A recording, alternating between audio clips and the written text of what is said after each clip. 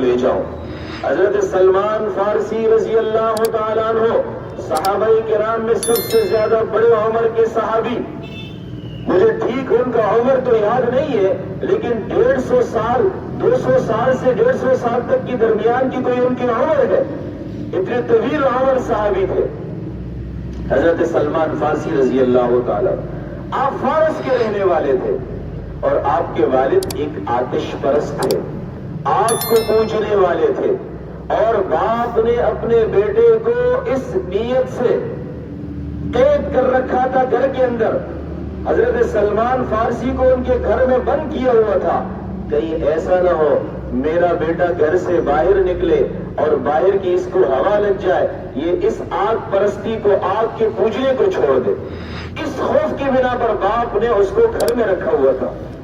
اس کی بچپنا، ان کا بچپنا، ان کی جوانی گھر کے اندر گزری، وہ گھر سے کبھی نہ نکلے۔ حضرت سلمان فارسی رضی اللہ تعالیٰ عنہ، یہ رضی اللہ تعالیٰ عنہ تو بعد میں بنے، کیسے انہوں نے اسلام قبول کیا، کیا قربانیاں پیش کی، ذرا کبھی آپ نے اس پر سوچا، کبھی سنا؟ حضرت سلمان فارسی گھر میں قید تھے، باپ جا کر باہر کا سارا کام کرتا تھا، صاحب ثروت تھا، لیکن آخری وقت میں جب باپ بوڑھا ہو گیا، وہ چلنے پھرنے کے قابل نہ رہا، انہوں نے اپنے بیٹے کو تاکید کی، جاؤ ہماری زمینوں پر چکر لگا کر آ جاؤ، جہاں پانی کی ضرورت ہے وہ دیکھ کر آ جاؤ، اتنا پانی ہے زمینوں میں یا نہیں ہے۔ اور ساتھ ساتھ یہ بھی تاکید کی کسی سے بات نہیں کرنا، سیدھا زمینوں پہ جانا، واپس آ جانا، کسی تبلیغی کے ہاتھ نہیں چڑھ جانا، سیدھا جانا واپس آ جانا۔ بہرحال حضرت سلمان حق کی تلاش میں تھے، وہ گئے، کھیت میں گئے، واپس آنے لگے، راستے میں ایک عیسائی عالم ان سے ملے، آپس میں گپ شپ ہو گئی۔ اس عیسائی عالم نے گپ شپ کرنے کے بعد بالآخر اس وقت مذہب حضرت عیسیٰ کا مذہب برحق تھا، یہ حضور کے دنیا میں آنے سے کافی پہلے کا واقعہ ہے، اور عیسائی عالم نے ان کو عیسائیت کی تبلیغ کی، بڑے متاثر ہوئے، اور اس کے بعد کہا کہ ٹھیک ہے تم عیسائیت کو قبول کرو یا نہ کرو، کم از کم مجھ سے ملتے رہنا۔ یہ روز گھر سے نکلتے کھیت میں جانے کے نام پر، اور کھیت کو دیکھ کر راستے میں اس عیسائی عالم سے ملتے، اور اس کے بعد متاثر ہو کر عیسائی عالم کے ہاتھ وہ عیسائیت کو انہوں نے قبول کر لیا، جو اس وقت برحق مذہب تھا۔ اور اس کے بعد اس عیسائی عالم سے کہا، اس عیسائی عالم نے کہا اگر واقعی تم حق کی تلاش میں ہو، فلاں علاقے میں چلے جاؤ، ایک عیسائیوں کا بہت بڑا عالم ہے، اس سے جا کر علم حاصل کرو تاکہ تم صحیح معنوں میں حق کو پہچان سکو۔ تو انہوں نے کہا وہاں تک جانے کی کیا صورت ہوگی؟ کہا وہاں تک جانے کی صورت یہ کہ قافلے والے جاتے ہیں تو ان کے ساتھ چلے جاؤ۔ یہ گھر سے بھاگ کر قافلے والوں کے ساتھ اس عیسائی عالم کے پاس پہنچ گئے اور ان سے 1 سال تک تعلیم حاصل کرتے رہے۔ بالآخر ان کا بھی آخری وقت آ پہنچا، وہ فوت ہونے لگے۔ فوت ہونے سے پہلے حضرت سلمان نے پوچھا کہ اب جب آپ فوت ہو رہے، دنیا سے جا رہے، میں حق کی تلاش میں ہوں، حق کو تلاش کر رہا ہوں، کس کے پاس جاؤں؟ انہوں نے کہا فلاں علاقے میں ایک عالم ہے، اس کے پاس چلے جاؤ۔ اب حصول علم کے لیے حق کے تلاش کے غرض سے دوسرے عالم کی طرف وہ چل پڑے، دوسرے علاقے کی طرف چل پڑے۔ اللہ کا کرنا یہ تھا کہ وہ بھی بوڑھے تھے، ان سے بھی پڑھتے رہے، کچھ عرصے کے بعد ان کا بھی آخری وقت آ پہنچا۔ ان کی وفات سے پہلے حضرت سلمان فارسی رو پڑے گی، کیا مسئلہ ہے، جس کے پاس بھی جاتا ہوں اس کا آخری وقت آ پہنچتا ہے۔ جیسے کہ میرے ایک دوست اچھے عالم ہے، وہ مجھ سے کہنے لگے میں جس بزرگ سے بھی بیعت کرتا ہوں وہ فوت ہو جاتا ہے۔ میں نے کہا خدا کے لیے آپ کسی بھی بزرگ سے بیعت نہ کریں، آپ ہمارے بزرگوں کو دنیا سے رخصت کر رہے ہیں۔ میں نے اس عالم سے کہا میں آپ کے سامنے ہاتھ جوڑتا ہوں، آپ کسی عالم سے بیعت نہ کریں، کیونکہ آپ خود کہہ رہے ہیں خواجہ محمد خان صاحب سے میں نے بیعت کی، وہ فوت ہو گئے، حکیم اختر صاحب سے میں نے بیعت کی، وہ فوت ہو گئے، 6-7 عالموں کا نام لیا، تو میں نے آخر میں کہا آپ کے سامنے میں ہاتھ جوڑتا ہوں، آپ کسی سے بیعت نہ ہو۔ بہرحال حضرت سلمان رضی اللہ تعالیٰ عنہ اس عیسائی عالم کے پاس پہنچے، وہ رو رہے تھے کہ میں حق کی تلاش میں ہوں، اور ان کا بھی آخری وقت آ پہنچا۔ ابھی تک اچھی طریقے سے میں نے علم حاصل نہیں کیا۔ اس عیسائی عالم نے کہا پریشان ہونے کی ضرورت نہیں ہے، نبی و آخر الزمان کا وقت قریب آ گیا، نبی و آخر الزمان کا وقت قریب آ گیا، اب تمہیں کسی کے پاس جانے کی ضرورت نہیں ہے، یثرب شہر چلے جاؤ، مدینہ جس کا نام ہے، پہلا نام یثرب تھا، وہاں چلے جاؤ، اس نبی کا ظہور وہیں پر ہوگا۔ اور اس کی پہچان بھی بتلا دی، پہچان یہ بتلا دی وہ ہدیے کو قبول کریں گے، صدقہ کا مال قبول نہیں کریں گے۔ اب یہ ایک قافلے کے ساتھ مدینہ منورہ کی طرف رواں دوا ہو گئے، ان کے آگے پیچھے کوئی نہیں تھا، ان قافلے والوں نے ان کے ساتھ دھوکہ کیا۔ کیا دھوکہ کیا؟ مدینہ لے جانے کے بعد کہا کہ یہ ایک غلام ہے، اور کسی کے ہاتھ اس کو فروخت کر دیا، اور ایک یہودی نے ان کو خرید لیا۔ اس یہودی کا باغ تھا، وہ کھجوروں کا کاروبار کرتا تھا، وہ اس باغ میں یہ اس نیت سے وہیں پر ٹھہر گئے کہ یہاں مزدوری کرتا رہوں گا، جب نبی آخر الزمان کا ظہور ہوگا ان کے ہاتھ پر ایمان قبول کر لوں گا، ان کا ساتھی بن جاؤں گا۔ اس نیت سے اس باغ میں کام کرتے رہے۔ اب باغ میں کام کرتے رہے، ایک مرتبہ کھجور کے درخت پر آپ چڑھے ہوئے تھے، اس یہودی کا ایک اور دوست آیا، اس نے آ کر کہا یار مدینہ میں ایک شخص آیا ہے، وہ کہتا ہے کہ میں نبی ہوں، نبی آخر الزمان ہوں، اور اس کی یہ باتیں ہیں۔ اب یہ کھجور کے درخت کے اوپر چڑھ کر کام کر رہے تھے، جیسے اس نے یہ سنا اس نے چھلانگ مار دی، اور چھلانگ مارنے کی بنا پر ان کے پیر میں چوٹ بھی لگی، اور اس نے جا کر کہا اچھا وہ کہاں ہے، وہ نبی آخر الزمان کہاں ہوں گے؟ تو باغ کے مالک نے ایک زوردار تھپڑ رسید کیا، تجھے اس سے کیا لینا دینا، چلو جاؤ کر کام کرو۔ اور اس کے بعد انہوں نے سوچا کہ اب کیسے نبی آخر الزمان تک پہنچو۔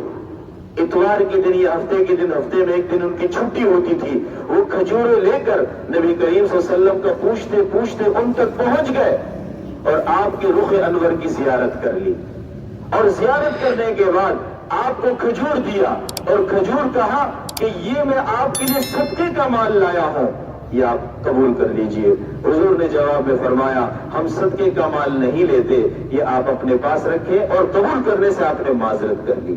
عیسائی عالم نے ایک نشانی یہ بتلائی تھی، اور اس کے بعد کچھ اور کھجور دیا، فرمایا یہ آپ کے لیے ہدیہ ہے۔ نبی کریم صلی اللہ علیہ وسلم نے فوراً قبول فرمایا ہاں ہم ہدیہ کے مال کو قبول کرتے ہیں، اور اس میں سے آپ نے کچھ کھایا بھی اور اپنے ساتھیوں کو کھلایا بھی۔ اور اس کے بعد یہ سلسلہ جاری رہا، یہ ہفتے میں ایک دن آیا کرتے تھے نبی کریم صلی اللہ علیہ وسلم کے پاس، اور بالآخر مسلمان ہو گئے۔ مسلمان ہونے کے بعد کہا کہ میں اس یہودی سے جان چھڑانا چاہتا ہوں، اللہ کے نبی کوئی صورت بتلا دیجئے تاکہ اس یہودی سے میری جان چھوٹ جائے۔ حضور نے مشورہ دیا جاؤ اپنے مالک کو کہو وہ تمہارے لیے قیمت کو مقرر کر لے، اور اس کے بعد وہ جو قیمت لگائے گا ہم کوشش کریں گے تمہیں اس سے آزاد کروانے کی۔ وہ یہودی بڑا لالچی تھا اور چالاک تھا، اس نے کہا اچھا تم آزادی چاہتے ہو، اتنا سونا مقرر کیا جس سونے کے بدلے میں 50 غلاموں کو خریدا جا سکتا ہے، اتنا سونا مقرر کیا، اتنا سونا لا کے دے دو، پہلی شرط۔ دوسری شرط یہ ہے 300 کھجور کے درخت تم لگاؤ گے میرے باغ میں، جب وہ پھل دینا شروع کرے گا اس کے بعد تمہیں آزادی ہوگی۔ نبی کریم صلی اللہ علیہ وسلم کے پاس آئے کہ میرے مالک نے یہ شرط لگا دی۔ حضور نے فرمایا کوئی پریشانی کی بات نہیں ہے، اللہ کی طرف متوجہ ہو جاؤ، اللہ سے مانگو، اللہ اس کا بندوبست فرما دیں گے۔ ابھی حضرت سلیمان بیٹھے ہوئے تھے، ایک صحابی رسول آئے، انہوں نے سونے کا ایک ٹکڑا لا کر دیا اور کہا کہ اللہ کے نبی یہ میں اللہ کے راستے میں خرچ کرنا چاہتا ہوں، صرف کرنا چاہتا ہوں۔ حضور نے وہ سونے کا ٹکڑا لے کر حضرت سلمان کو دے دیا، کہا جاؤ اپنے مالک کو یہ سونے کا ٹکڑا پیش کر دو۔ جب وہ مالک کے پاس لے کر گئے، مالک نے جتنا وزن بتایا تھا اللہ کا کرنا یہ ہوا کہ وزن پورا ہو گیا، پہلی شرط مکمل ہو گئی۔ اب دوسری شرط کی باری آئی، یہ انہوں نے 40-50 سال کی تکلیفیں برداشت کر کے حضور کے پاس پہنچے، بیچ میں بڑا عرصہ گزرا۔ اب دوسری شرط، حضور نے فرمایا کوئی بات نہیں، ان درختوں کو تیار کرو، ان پودوں کو تیار کرو، میں اپنے ہاتھ سے ان کو لگاؤں گا، میں اپنے ہاتھ سے ان کو لگاؤں گا، اس کے بعد حضرت سلمان فارسی نے ان درختوں کو، ان پودوں کو تیار کیا، حضور نے اپنے ہاتھ سے لگایا۔ یہاں جو لوگ زراعت پیشے سے تعلق رکھنے والے ہیں یا جن کو کچھ نہ کچھ سمجھ بوجھ ہے، وہ جانتے ہیں کھجور کے جو پودے ہوتے ہیں 5 سال میں بڑے ہوتے ہیں، اس کے بعد وہ پھل دیتا ہے۔ لیکن نبی کریم صلی اللہ علیہ وسلم کا یہ معجزہ کہہ لیجئے، آپ نے لگایا، اسی سال کے اندر وہ درخت بھی بن گئے اور اس نے پھل دینا بھی شروع کر دیا۔ 300 کھجور کے درختوں نے جب پھل دیا، حضرت سلمان فارسی اس طرح اس یہودی سے آزاد ہو گئے۔ اب جب ان سے آزاد ہو گئے، پوچھا اللہ کے نبی اب میں کیا کروں، میرا تو آگے پیچھے کوئی بھی نہیں ہے۔ حضور نے فرمایا اصحاب صفہ میں شامل ہو جاؤ، حضرت ابو بکر اور عمر کے ساتھ شاگردی اختیار کر لو۔ اصحاب صفہ ایک مدرسہ ہے جو مدینہ منورہ میں مسجد نبی کے ساتھ تھا، اس میں شامل ہو جاؤ، ان طلباء میں شامل ہو جاؤ۔ وہ ان طلباء میں شامل ہو گئے، علم حاصل کرتے رہے، علم حاصل کرتے رہے۔ ایک وقت ایسا آیا نبی کریم صلی اللہ علیہ وسلم نے فرمایا سلیمان منا واہل البیت، سلیمان میرے خاندان میں سے ہے اور اس کی حیثیت اہل بیت کی طرح ہے، جیسے میرے اولاد کی حیثیت ہے وہی حیثیت حضرت سلیمان کو بھی حاصل ہے، وہی حیثیت حضرت سلیمان کو بھی حاصل ہے۔ سلیمان منا واہل البیت، سلیمان میرے خاندان میں سے ہے، میرے اولاد کی طرح ہے، میرے خاندان کی طرح ہے اور یہ اہل بیت میں سے ہے۔ دیکھیے انہوں نے قربانی پیش کی، قربانی پیش کرنے کے نتیجے میں اللہ نے یہ مقام عطا فرمایا۔